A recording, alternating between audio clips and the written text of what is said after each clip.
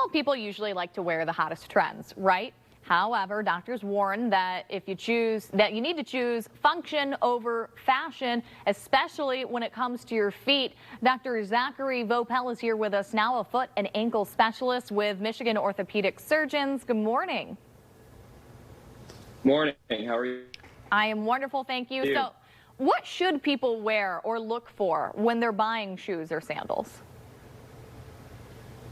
Well, probably the most important thing to consider is the size and fit of the shoe. Shoes that don't fit you the right way can cause foot pain, they can cause blisters, problems with alignment of the feet, problems with the nails, and even injury. So really considering the size is important.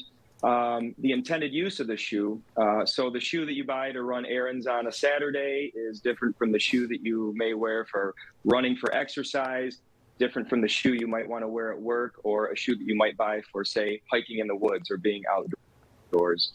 And then the last thing to consider is most companies now have models that are designed specifically for the alignment of your foot. So you really need to consider the alignment of your foot, because if you have a high arch foot, a normal arch foot, or a low arch foot, there may be a particular model of shoe that is right for you. What do you tell people about flip-flops? Are they good or are they bad? Well, right, it's Michigan. We only have so many days of nice weather, so who doesn't love Break out the flip-flops, right? Right. There are some situations where flip-flops are just fine. So, if you're going to be around your home or maybe out in the yard doing some low-demand activity, out and about in the world for a short trip, maybe on the beach, flip-flops are fine. There are some situations where they can be detrimental or even dangerous. So if you're going to be doing a lot of walking or on your feet for an extended period of time, flip-flops classically really don't have much cushion or support, so they put you at risk for blisters, for foot pain, plantar fasciitis, stress fractures, and injury. If you're going to be doing an activity that really, your feet need protection, like yard work, particularly mowing the lawn, wearing flip-flops probably a bad idea.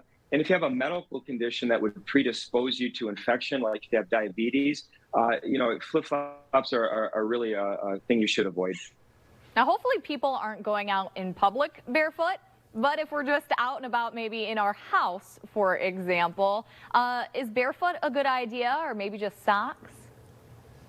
Well, being barefoot or in socks really can be detrimental for a couple reasons. One, you have no padding or shock absorption.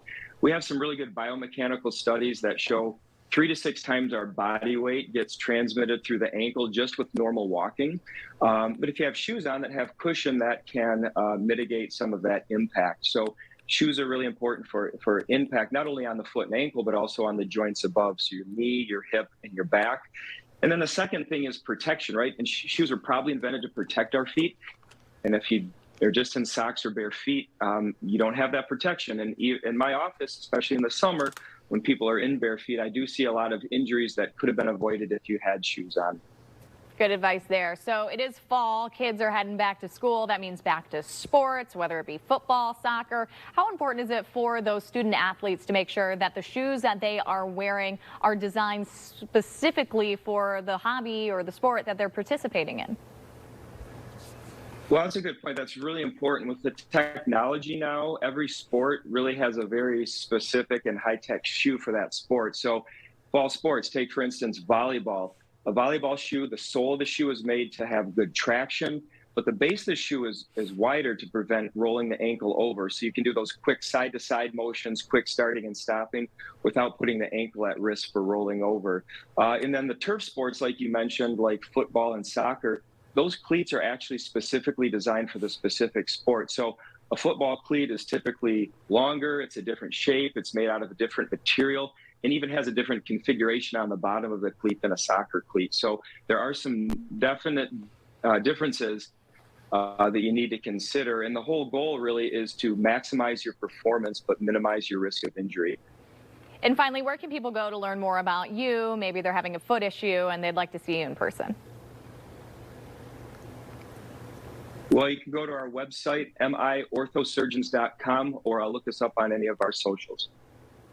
Awesome. Dr. Zachary Vaupel, thank you so much for being here with us this morning and giving us some pretty good advice. Thank you.